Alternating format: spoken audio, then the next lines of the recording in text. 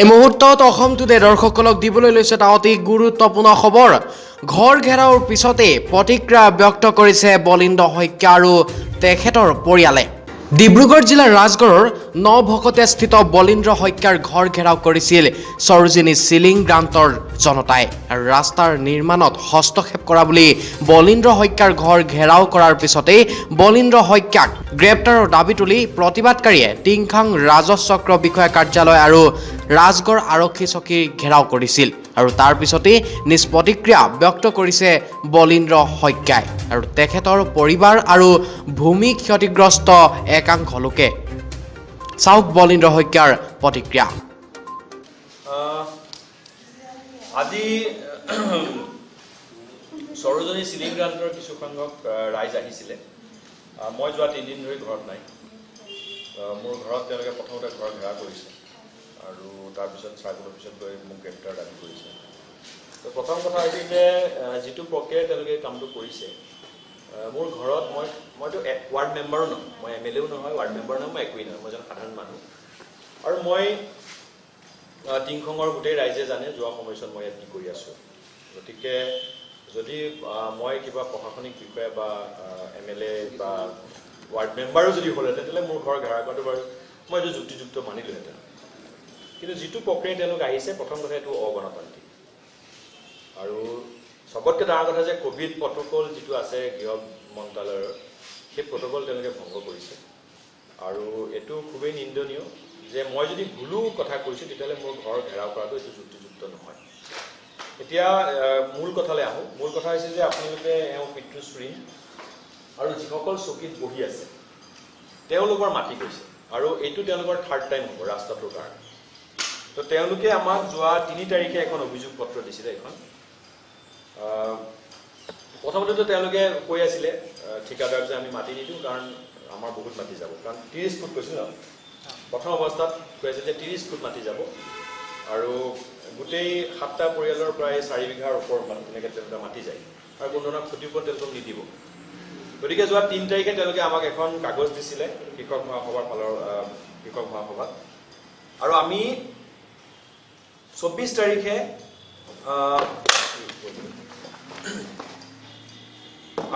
তাৰিখে ডিব্ৰুগড় জিলা উন্নয়ন প্ৰাধিকাৰী বিষয়া মহোদয়ক আমি এই কথাটো জনাওঁ। আৰু চাইমলটেনিয়াছলি আমাৰ ডিব্ৰুগড় জিলা আইন সেৱা প্ৰাধিকাৰী লিগেল ছাৰ্ভিচ অথৰিটি ডিব্ৰুগড়, আমি কোৰ্টতো কথাটো জনাইছোঁ উইথ ৰিটেন, যে এনেকুৱা এটা বিষয় হৈছে, তাত 7টা ফেমিলিয়ে মাটি দিব বিচৰা নাই। যিহেতু এইটো 2nd টাইম নহয়, 3rd টাইম তেওঁলোকে মাটি দিব, কাৰণ এইটো আচলতে আগতে সৰু বাট আছিলে। সেই সৰু বাটটো তেওঁলোকে প্ৰথমতে 5 ফুট মাটি দিলে, তাৰপিছত আৰু 5 ফুট দিলে, এনেকৈ দিওঁতে এতিয়া 16 ফুটৰ এটা এইটো ৰাস্তা আছে। সেই গোটেই ৰাস্তাটো এই 7টা ফেমিলিৰ মাটিৰে ওপৰেদি যোৱা। গতিকে 3rd টাইম তেওঁলোকে যিহেতু মাটিটো বিনা পইচাত এৰি দিব নোৱাৰে, গতিকে তাত ফচল আছে, বাগান আছে, তেওঁলোকে ধান খেতি কৰে। এই বিষয়টো আমি হস্তক্ষেপ বিচাৰিছোঁ, এইটো তেওঁলোকেও কৈছে, ধৰ্ণা দিবলৈ যাওঁতে তেওঁলোকে কৈছে। গতিকে মই আচৰিত হৈছোঁ যে ক্ষতিগ্ৰস্ত এই 7টা পৰিয়াল যি মানে হাজিৰা কৰি, দিন হাজিৰা কৰি তেওঁলোকে চলে, তেওঁলোকৰ হৈ মাত মতাটো কেনেকৈ দালালি হ'ব, সেইটো মোৰ সেই প্ৰশ্নৰ উত্তৰটো মই পোৱা নাই। গতিকে সেইটো এটা ডাঙৰ কথা।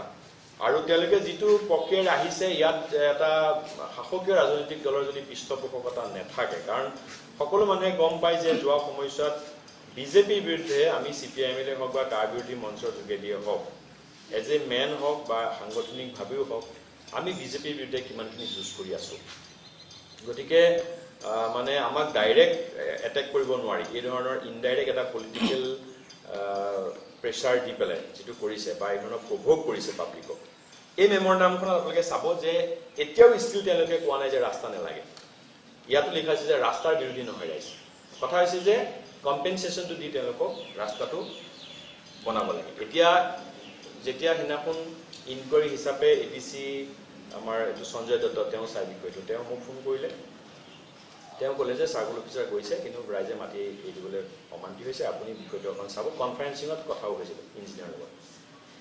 আচৰিত কথা, তেতিয়া ইঞ্জিনিয়াৰে ক'লে যে 20 ফুটহে মাতি ল'ম, অলৰেডি 16 ফুট আছেই, কৈছে 20 ফুট মাতি ল'ম। মই কৈছোঁ 30 ফুট বুলি কৈ আছে, কৈছে সেইটো আমি নাজানো, যিটো এলাইনমেণ্ট আছে সেইটো 30 ফুটৰ। আৰু মই কৈছোঁ এইটোতো ষ্টেট আহিব লাগে ৰাস্তাটো, আপোনালোকে টাৰ্ণ কৰালে, কৈছে নাই সেইফালে আমি কৰিছোঁ।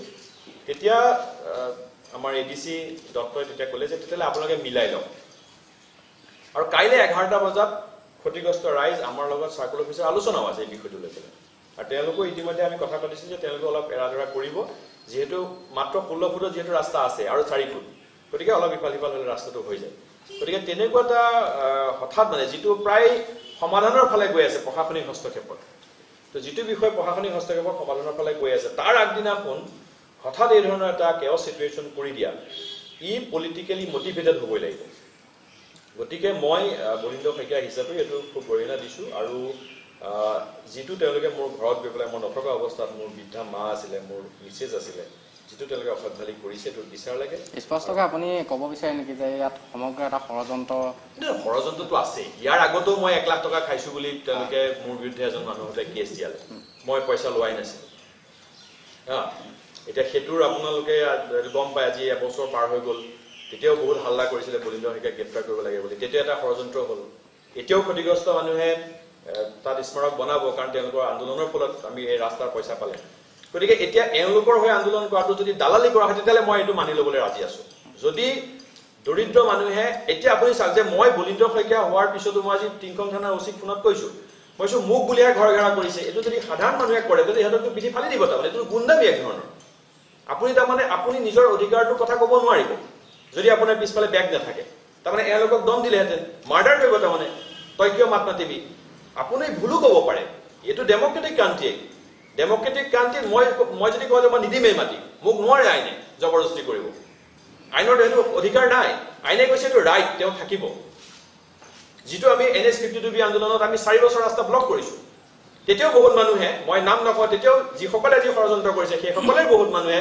তেতিয়া ৰাজগড়ত সহি সংগ্ৰহ কৰিছিল যে ৰাস্তা লাগে বুলি বহুতে আন্দোলনো কৰিছে ৰাস্তা লাগে বুলি আজি যে কোটি কোটি টকা পালে 57খন ৰেভিনিউ ভিলেজ ডিব্ৰুগড়ৰ তাৰ যিখিনি মানুহ ভিখাৰী হৈ গৈছিল তেওঁলোকে কোটি কোটি টকা পালে লাখ লাখ টকা তেওঁলোকে কমালে আজি তেওঁলোকে যদি পইচা কেইটামান পায় যিখিনি তেওঁলোকৰ ফসল নষ্ট কৰে এইটো কাৰ ক্ষতি হ'ব আৰু তেওঁলোকো কৈছে ৰাস্তা আমি নালাগে বুলি কোৱা নাই ৰাস্তা হওক কিন্তু প্ৰপাৰ কম্পেনসেচন দি যেটো আইনে কৈ আছে এতিয়া তেওঁলোকে কৈছে যে PMGSY কম্পেনসেচন দিয়াৰ নিয়ম নাই কিন্তু গভৰ্ণমেণ্টে যদি বিচাৰে তেতিয়ালে হেবিলাক প্ৰভিজন থাকে কাৰণ বগীবিল যেটা প্ৰজেক্ট কৰিছে হিটু পাৰে উত্তৰ পাৰে তাত গভৰ্ণমেণ্টত ৰেলৱে যেটো এম্বেংকমেন্ট বনাইছে তাত ক্ষতিপূৰণ দিয়া হৈছে সৰকাৰি মাটিত মই এইবিলাক তথ্য আপোনাক দিব পাৰিম গতিকে ইয়াত এটো আবণ্টন পোৱা মাটি এটোটো আবণ্টন পোৱা মাটিত মানে লয়ে কৈ আছে আপুনি কম্পেনসেচন দিবলৈ বাধ্য according to law আমি ল কথাটো কৈ আছো এতিয়া সংবিধানৰ কথাটো কওঁতে যদি দালালি কৰা হয় তেতিয়ালে মই সংবিধানৰ দালালি কৰিবলৈ ৰাজি আছো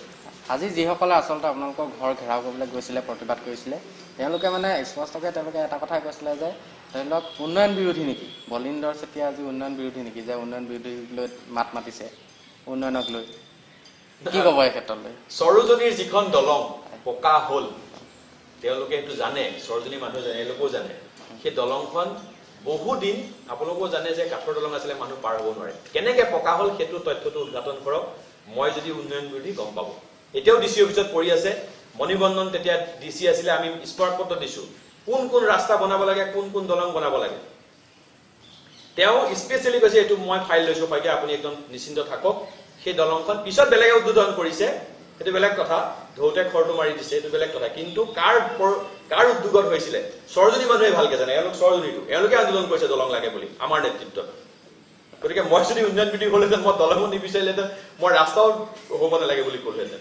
এটোতো অনৰ্থক এটা অযুক্তিকৰ কথা কিন্তু মোৰ মানুহখিনিৰ ওপৰত মোৰ একোনে তেওঁলোকক প্ৰভোগ কৰিছে মিছলিড কৰিছে আৰু এটা শাসকীয় পাৰ্টিৰ তাত কিছুমান ব্যক্তি আছে যিসকলে আচলতে যোৱা সময়ছোৱাত মই বিজেপিৰ বিৰুদ্ধে আচলতে শাসকীয় পাৰ্টিৰ বিৰুদ্ধে যিবিলাক প্ৰশ্ন উত্থাপন কৰিছে সেই প্ৰশ্নবিলাকৰ তেওঁলোকৰ যিটো জবাব নাই গতিকে মোক বেলেগ ফালে তেওঁলোকে ফসাই দিব বিচাৰে আপুনি স্পষ্টকৈ ক'ব বিচাৰে যে কাৰোবাৰ হস্তক্ষেপ আছে প্ৰশাসনত ডেফিনেটলি আছে শশী খেনসু আৰু হেমন্ত কোঁৱৰক ৰাতিটো বহুৱাই থৈ পেলাই ৰাতিপুৱা চালান দি দিয়া হয় তাত যদি হস্তক্ষেপ নাথাকিলে সেইটো নহ'লহেঁতেন আজিও এই গোটেই কাণ্ডটোৰ পিছফালে ৰাজনৈতিক হস্তক্ষেপ আছে আৰু পলিটিক্যালি মোটিভেটেড এইটোহে উন্নয়ন বিৰোধী সেই মানুহখিনিকহে মিছলিড কৰা হৈছে আৰু এওঁলোক আছে আপোনালোকে সোধক যদি মই প্ৰভোগ কৰিছো মই দালালি কৰিছো এওঁলোকক হৈ পেলাই তেওঁলোকক আপোনালোকে সুধি লওক স্পষ্ট হ'ব আৰু ৰাইজে এখন মেমৰেণ্ডাম দিছিলে ইটো সাইডৰ যেটো সৰজনী সিলিংগ্ৰান্ড আৰু আপোনাৰ আজিজবাগ যেটো বৰ্ডাৰ তেওঁলোকে বিচাৰিছে ৰাস্তাটো সন্মুখেদি গ'লে ভাল তেওঁলোকে কৈছে ৰাস্তাটো হওক, ৰাস্তাটো হ'ব লাগে, ঘূৰাই লৈ যোৱাটো আমি ভাল পোৱা নাই। আৰু ঘূৰাই লৈ গ'লে 7টা ফেমিলি যিহেতু ক্ষতিগ্ৰস্ত হ'ব, তেওঁলোকক ক্ষতিপূৰণ দি পেলাই যদি ৰাস্তাটো বনায় তেতিয়া তেওঁলোকৰ আপত্তি নাই, সেই কথাটো কোৱা হৈছে। গতিকে আমি দুটা সংস্থাক দিছোঁ, ডিব্ৰুগড় যেনেকৈ ডেভেলপমেণ্ট অথৰিটিক আমি দিছোঁ মেমৰেণ্ডাম, আমি লিগেল ছাৰ্ভিচ অথৰিটি আমি ডিব্ৰুগড় কোৰ্টতো দিছোঁ, আৰু তেওঁলোকেও নিশ্চয় হস্তক্ষেপ কৰিব, সেইটো তেওঁলোকে কৰে।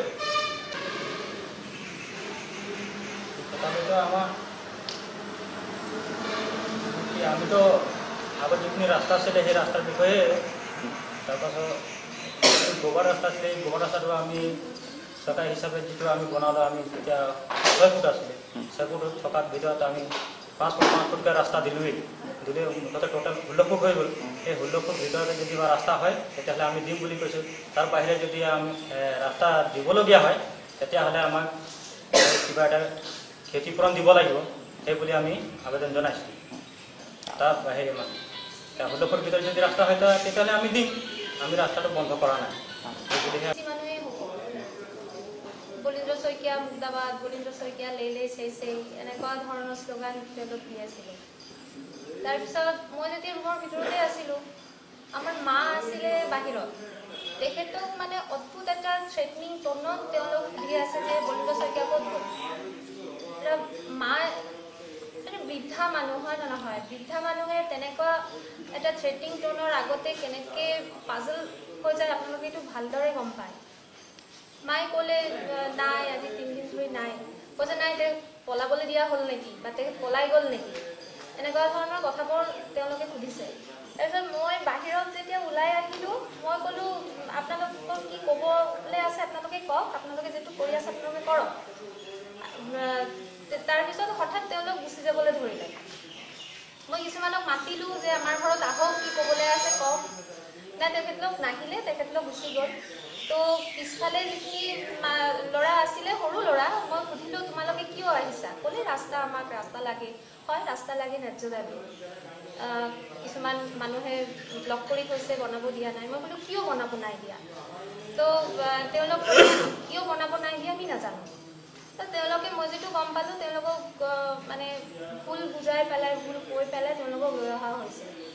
তো এইখিনিতো হ'ল সাধাৰণ ৰাইজৰ লগতে এনেকুৱা ৰাস্তাৰ এটা প্ৰভোকেশ্যন, মোৰ অনুভৱ হৈছে এটা প্ৰভোকেশ্যন আছে, যিহেতু মোৰ মানুহজন মানে অত বছৰ ধৰি ৰাইজৰ হকে মাত মাতি আহিছে।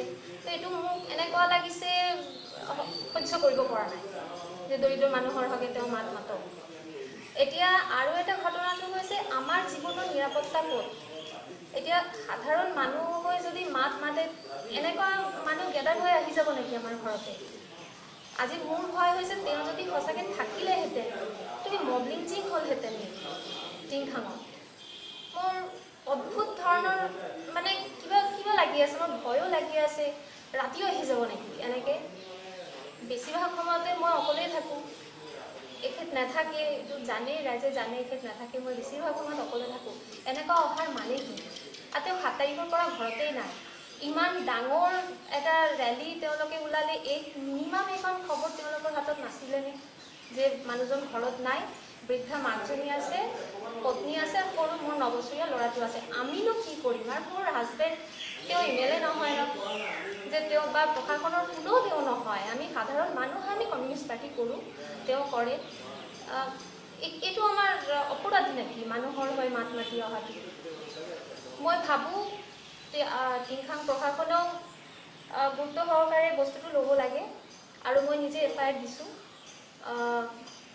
বাবু বিশ্বকৰ্মাৰ এগেইনষ্টত, তেওঁ লিডাৰশ্বিপত গৈছে। মই আজি কাৰ কথা ক'লে, মেইন নেতৃত্ব কোনে লৈছে বুলি ক'লে? বাবু বিশ্বকৰ্মা দিছিলে। বাবু বিশ্বকৰ্মা, তেওঁ কি হয় বৰ্তমান তেওঁ কি অৱস্থা আছে, তেওঁ ৰেজিগনেশ্যন মানে? বাবু বিশ্বকৰ্মা হয়, বাবু বিশ্বকৰ্মাটো মই তেনেকৈতো নাজানো। নেটত চাৰ্চ কৰিলোঁ বিজেপিৰ সদস্য বুলিয়ে আছে, এইটো এটা কথা। আৰু তেওঁ কেইবছৰমান আগতে আমাৰ ঘৰত গৈছিলে, মোৰ হাজবেণ্ডৰ পৰা সহায় বিচাৰি গৈছিলে, তেওঁ গৈছিলে সহায় বিচাৰি। এতিয়া মই নাজানো মানে কি হৈছে যে তেওঁ এনেকুৱা মানুহবোৰক ভুল বুজাই NGO তেওঁলোকে বনাব, মই অলপ পৰামৰ্শ দিব লাগে। সেই সংস্থাটোত গৈছিলে 2014 চনত বাবু আহিছিল। মানে বিশেষকৈ আপোনালোকে ক'ব বিচাৰে যে আজি যিহেতু তেওঁ এজন বিজেপি সদস্য হয়, বাবু বিশ্বকৰ্মা, ডেফিনেটলি। আৰু মোৰ শ্ৰীমতী যিটো কথা কৈছে, এইটোতো ডাঙৰ ঘটনা নহয়। কাইলৈ এতিয়া সাংবাদিকে আপোনালোকে নিউজ কৰি আছে, নিউজ কৰোঁতে যদি কয় তই নিউজ কিয় কৰিবি, কেমেৰা ভাঙি দিব, মাৰপিট কৰিব, এইটো ট্ৰেণ্ড সেইফালে গৈ আছে। মানে আমি উই আৰ ইন ডেঞ্জাৰ, সেই জেগাত আছোঁ। এতিয়া মই আৰু এটা কথা ক'ব আপুনি সঁচা ক'ব নোৱাৰিব, কথা ক'ব নোৱাৰিব, নিউজ কৰিব নোৱাৰিব, কথা আপুনি অন্যায় বিৰুদ্ধে মাত মাতিব নোৱাৰিব, এইটো আপুনি দালালি কৰা হ'ব। এইটো কেনেকুৱা ধৰণৰ কথা? এইটো আমি বিজেপি ৰেজিমত শুনি আছোঁ, ডাঙৰ কথা। ইয়াৰ পিছত মোক ক'ব আপুনি ৰাষ্ট্ৰদ্ৰোহী, মাওবাদী বুলি ক'ব, আৰ্মছ পেলাই থ'ব মোৰ ঘৰত, আৰ্মছ পেলাই পুলিচ সেনা আহি পেলাই ক'ব আপোনাৰ ঘৰত আৰ্মছ পাইছোঁ, মোক এৰেষ্ট কৰিব, এইবিলাকেই হ'ব। মোৰতো সেইটোৱে সন্দেহ হৈ আছে। আজি যিটো হ'ল এটা সৰু ঘটনা লৈ পেলাই এই ধৰণৰ যদি এৰেষ্টৰ দাবীত মানুহ প্ৰচেচন কৰে, কাইলৈ মোৰ ঘৰত আৰ্মছ থৈ পেলাইতো মোক ফচাই দিব পাৰে, মেবি হ'ব পাৰে এইটো। আৰু সেইফালে গৈ আছে, ট্ৰেণ্ডটো মোৰ সেইটোৱে লাগিছে। বলদেৱক তেলীক যেনেকৈ কৰিলে মোকো কৰিব তাৰমানে। মুঠতে ইহঁতক বন্ধ কৰিব লাগে কণ্ঠ, সিহঁতক ভয় দে, ভাবুকি দে, জেলত ভৰা। তেনেকৈ আমি ভয় কৰা মানুহ নহয়, মৰি যাম সঁচাক থাকোঁ চিন্তা কথা। আৰু মোৰ যদি কিবা হয় মইতো কওঁ, শাসকীয় এই দলটোৰ নেতৃস্থানীয় ব্যক্তিসকল যে তাত জড়িত আছে, এইটো কিন্তু একদম খাটা। তেওঁলোকৰ প্ৰভোকেশ্যনতে এই গোটেই ঘটনাটো ঘটি আছে। গৈছিলোঁ ৰাস্তাটো আমি বন্ধ কৰা নাই, একচুৱেলি যিটো হুলকল ৰাস্তাটো আছিল, তো আমাক হুলকল ৰাস্তাটো লাগে। যিটো ঠিকাদাৰে কৈছিলে কিন্তু গুচি গ'লোঁ কাভাৰটো, তেতিয়া আমি ক'লোঁ। তাৰপাছত আমি প্লেন কৰিছোঁ ডিব্ৰুগড়ত, তেতিয়া আমি ৰাস্তাটো যেতিয়ালৈকে তাৰ পৰা ৰিজাল্টটো নাই তেতিয়ালৈকে আমি কাগজ নিদিওঁ বুলি। তেতিয়া ঠিক আছে বুলি ক'লোঁ। তেতিয়া তহঁতি এইটো জনাইছোঁ, তেতিয়া আমাৰ একো আপত্তি নাই। যদি তহঁতি বনাবলৈ দিয়ে তেতিয়া ৰাস্তাটো হ'ব, যদি বনাব নিদিয়ে তেতিয়া ৰাস্তাটো নহ'ব বুলি। তো আমি ক'লোঁ আমি ৰাস্তাটো বনাব দিম, নবনাও একেবাৰে আমাক ৰাস্তা নালাগে বুলি কোৱা নাই, আমাক ৰাস্তা লাগে।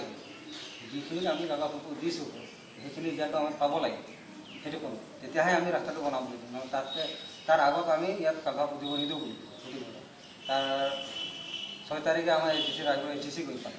ATC গৈ ক'লে কি হ'ল, ৰাস্তা কোনেও ইয়াত বাধা কৰিছে, বনাব দিয়া নাই বুলি। তো আমি ক'লোঁ ছাৰ আমি আছিলোঁ, কাগজ চাগজ পুতিবলৈ আমি নিদিয়ে, কাৰণ কেলৈ পুতিব নিদিয়ে?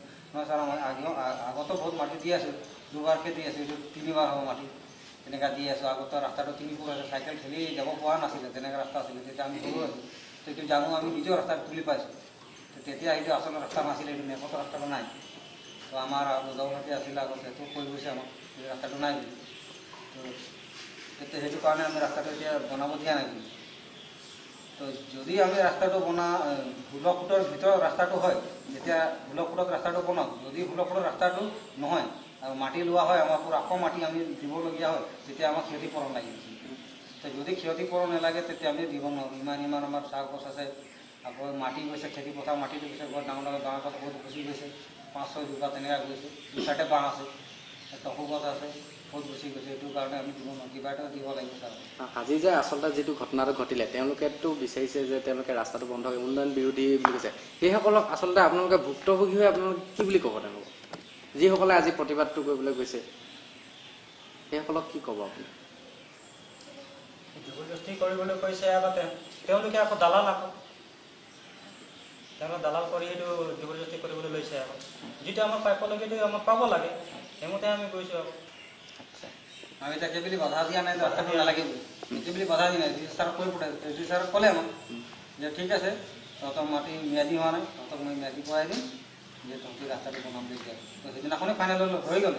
তো ঠিক আছে, খালি এতিয়া বনাব নিদিওঁ, যেতিয়ালৈকে আমাৰ পাট্টা নহয়, যেতিয়ালৈকে আমি নেপাওঁ পাট্টা, তেতিয়াৰ পৰা বনাব নিদিওঁ। আমি ডিচেম্বৰ মাহৰ পৰা কামটো ষ্টাৰ্ট হ'ব বুলি। চক্ৰ বিষয়া গৈছিলে, তেওঁ এটা কৈছে যে আপোনালোকৰ যিহেতু আবণ্টন পোৱা এইটো পতা আমি কৰি দিম। তেওঁলোকৰ কথাটো হৈছে যে আপোনালোকেতো তেনেকৈ পতা কৰিম বুলি কয়, তেতিয়াহ'লে আমাক পতাটো দি দিয়ক, আমি পতাখন পাই গ'লে ৰাস্তাটো বনাব। এইটো অলৰেডি ছেটেল, মই কৈ আছোঁ নে বাৰে বাৰে যে settle, matter is settle, already settle. আৰু সেইদিনাখনেই আমাৰ DDA ফালৰ পৰা মোলৈ ফোন আহিছে যে আপোনালোকে মিলাই লওক কথাটো। তেতিয়াহ'লে কাইলৈ আমি বহিম, 11টা বজাত আমাৰ মিটিং আছে।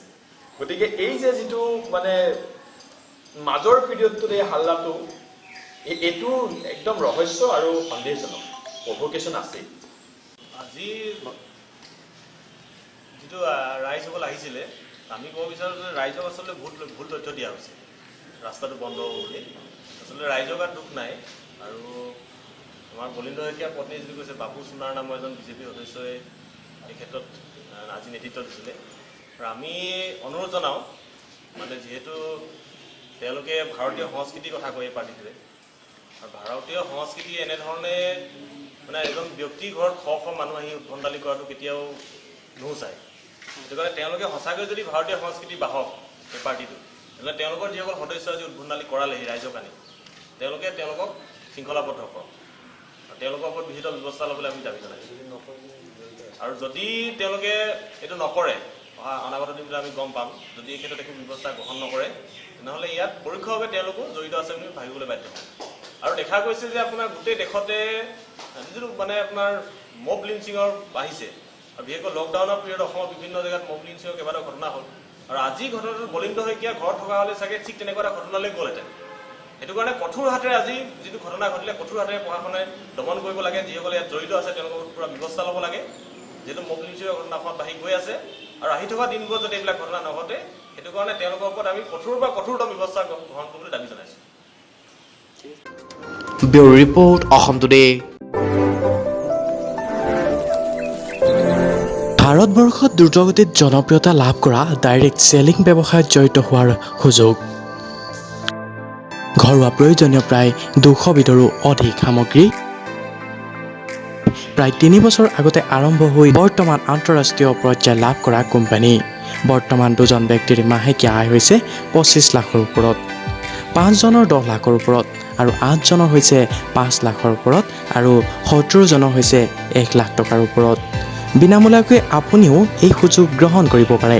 সবিশেষ জানিবলৈ 7002351348 অন্যথা 9864660790 নম্বৰত যোগাযোগ কৰক।